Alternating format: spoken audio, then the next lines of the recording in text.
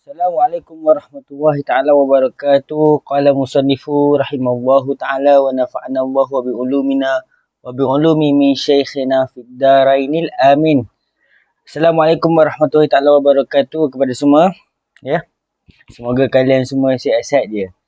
Baik, hari ini ataupun malam ini ketika ini sebenarnya saya ingin membahaskan dikarenakan dalam minggu ini beberapa sahabat-sahabat di media sosial di antaranya dan sahabat-sahabat di kampung juga ada yang secara DM dan PM, ada yang call juga secara personal lah semuanya.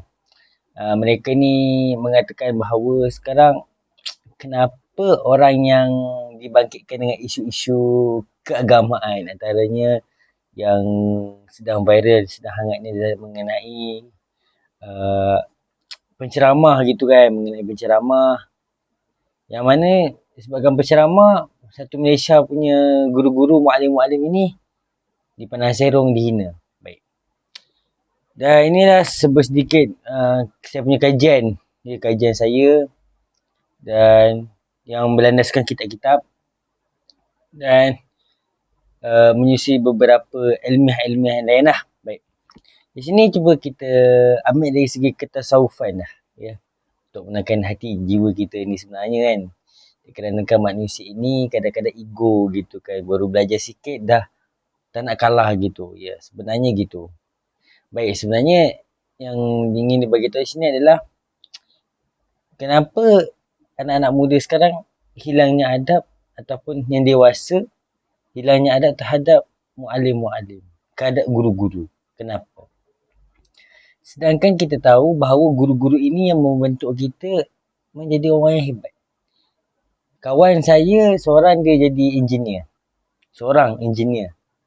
Engineer perkapalan gitu. Tapi hari ni saya tengok dia, yang mana dia dulu orangnya memang tersangat assign goblok gitu kan. Memang dalam kelas memang bodoh gitu. Saya cakap jujur.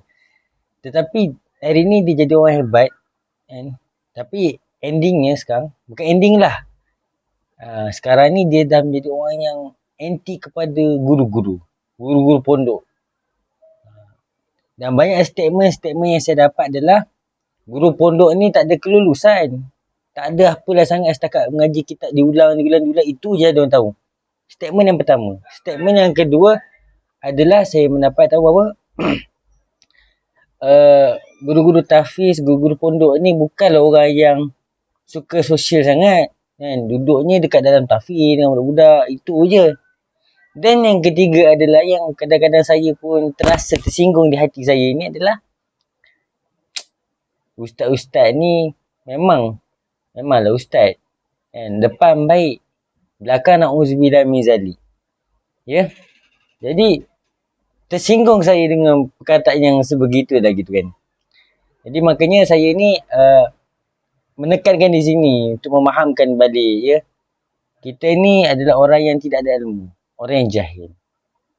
Lalu yang ada di atas muka bumi adalah guru-guru. Guru-guru tu bukannya kita perlu hormat guru-guru akademik saja. Kan? Bukan saja itu. Tapi dari segi keagamaan juga kita perlu hormati. Sebab itu di dalam doa kita ada, ya Allah Tuhanku, ampunkan dosaku, dosa kedua ibu bapaku, dosa guru-guruku. Itu dalil tu. Buktinya dalam doa tu ada untuk ampunkan dosa guru-guru. Bukannya ampunkan dosa-dosa orang-orang yang lain gitu kan. Jadi bagi saya sendiri, yang sebenarnya adalah orang yang kita rasakan benda yang biadab, kurang ajar sebenarnya. Orang yang tidak ada adab terhadap orang yang merasakan dia ni kata, dia tak ngaji sebenarnya. Tak ngaji. Saya bukan membackup dia mana-mana belah pihak je di antara pihak A ataupun pihak B. Saya tidak backup. Cuma saya menjelaskan bahawa sebenarnya saya seorang yang alhamdulillah berkecimpung dalam bidang ilmu agama ni hampir 7 tahun. 7 tahun ya. Dan saya dah mula mengajar. Dan saya tidak mengajar saja di sekitar kampung-kampungan dia, di universiti. Tak, saya mengajar hampir semenanjung. Beberapa semenanjung saya dah pergi. Kerana dekat ilmuwan. Kerana guru-guru saya mengajar saya, mendidik saya ni, saya sampai ke sana. Kan? Maka ini satu nasihat sebenarnya. Bahawa kita jangan memandai-mandai, kata palatua goblok setenan kita ni yang tak tahu apa-apa, kan, terus type dekat handphone kan, type. Cakapnya begini, begini, begini. Tak ngaji, tapi sembangnya macam ngaji gitu. Sedangkan kita yang ngaji pun nak menulis tu pun berhati-hati gitu, berwaspada. Kan? Tapi yang ini tidak gitu kan. Tahu tak ngaji gitu, ya sing goblok gitu kan. Jadi kita tak nak gitu.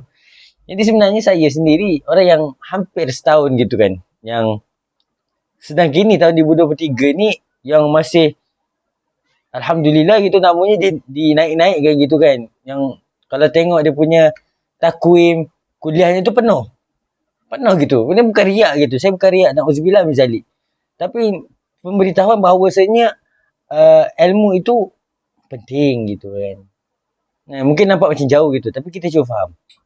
Baik, kita berbalik pada soal kumpulan A ni. Baik. Kumpulan A ni yang saya diberitahu bahawasanya dia ni dulu mengatakan orang Yahudi Nasrani ni masuk syurga. Dan pada tahun yang kini dia katanya, yang ni cerita beberapa tahun yang lepas lagi tu kan. Tahun ni dikatakannya Yahudi dan Nasrani tidak masuk ke dalam syurga Allah SWT. Orang Kristian gitu tak masuk syurga Allah Ta'ala. Jadi bagi ni bukan ini satu kajian saya buat sendiri. Bahawa sebenarnya itu adalah pendapat sebenarnya. Kerana apa? Ini bukan saya nak mengkritik lah gitu. Tapi kita cuba fikir. Katakanlah saya hari ni. Contoh saya. Dulu saya belajar. Dulu yang kita tahu semua bahawasanya pakai rantai itu adalah haram. Main gitar adalah haram. Okay, saya ambil contoh gitar. Gitar, alat muzik yang menggunakan elektrik adalah haram. Baik, contoh kita ambil gitar. Saya pakai gitar tuan-tuan. Saya tunjuk gitar saya. Saya tak kasi tunjuk gitu kan. Ini saya ada gitar. Baik, gitar. Dulu saya belajar tu haram kan. Selama beberapa tahun kerana saya mengaji ilmu agama ini, guru saya kata tidak haram. Elah dia apa yang menyebabkan haram itu adalah irama muzik yang kita mainkan. Contoh kita main lagu-lagu lucah gitu kan. Maka haram. Kita cover lagu lucah, haram. Tapi kalau kita nak selawat tu tapi kita nak cuba iringi dengan muzik kita dikarenakan untuk menaik semangat jiwa anak muda gitu. Anak muda kan suka yang macam rancak-rancak gitu. Tak apa, tak ada masalah. Kalau di Indo tu dia DJ kan gitu kan. Dia jedak-jeduk kan gitu. Kalau anak itu untuk anak-anak muda. Nampak tak? Perubahan zaman tuan-tuan. Kita kena faham. Perubahan zaman itu berbeza. Mungkin yang lepas tu mungkin akan datang dibahaskan lagi para alim ulama ni membahas. Maka keluar hukum gitu. Jadi itu yang kajian saya sendiri saya buat. Baik. Itu dari sudut nilah ilmiah gitu kan. Baik, dari sudut kehatian nurani kita ni adalah bahawasanya kita sebagai orang yang masih lagi talibul ilm, masih lagi mengaji, bukannya kita ni suka-suka untuk menyebarkan satu berita yang tanpa fatabayun. Ya. Kalau kita belajar dalam pendidikan Islamiah gitu kan, kalian semua ambil SPM, betul? Saya cakap kalian tengok ni semua ambil SPM, kebanyakannya. Kalian belajar. Apa bab tajuk yang kedua? Tajuk yang pertama tentang apa tuan-tuan? Tajuk yang pertama adalah mengenai adab pergaulan. Tajuk yang kedua mengenai apa tuan-tuan? Mengenai ni. Periksa maklumat, periksa berita dahulu. Kan? Berita tu, fatabayun ayat Quran tu. Para ahli ulama mengistibatkan fatabayun. Maka menjelaskanlah. Bayyana yubayyinu. Jelaskan. Itu. Maka kita jangan terus. Orang ni kata ni terus kita percaya. Soal selidik. Pentingnya soal selidik. Hari ni kita tahu tiba-tiba ada kes zina, kes dan sebagainya. Itu yang menyebabkan kita sebagai guru-guru ini menjadikan sebenarnya macam saya sakit hati gitu kan. Hati saya sakit gitu. Tapi kita yang mengaji ni faham. Saya pun masih belajar lagi. Kalau ditanyakan guru-guru saya masih belajar lagi. Ya.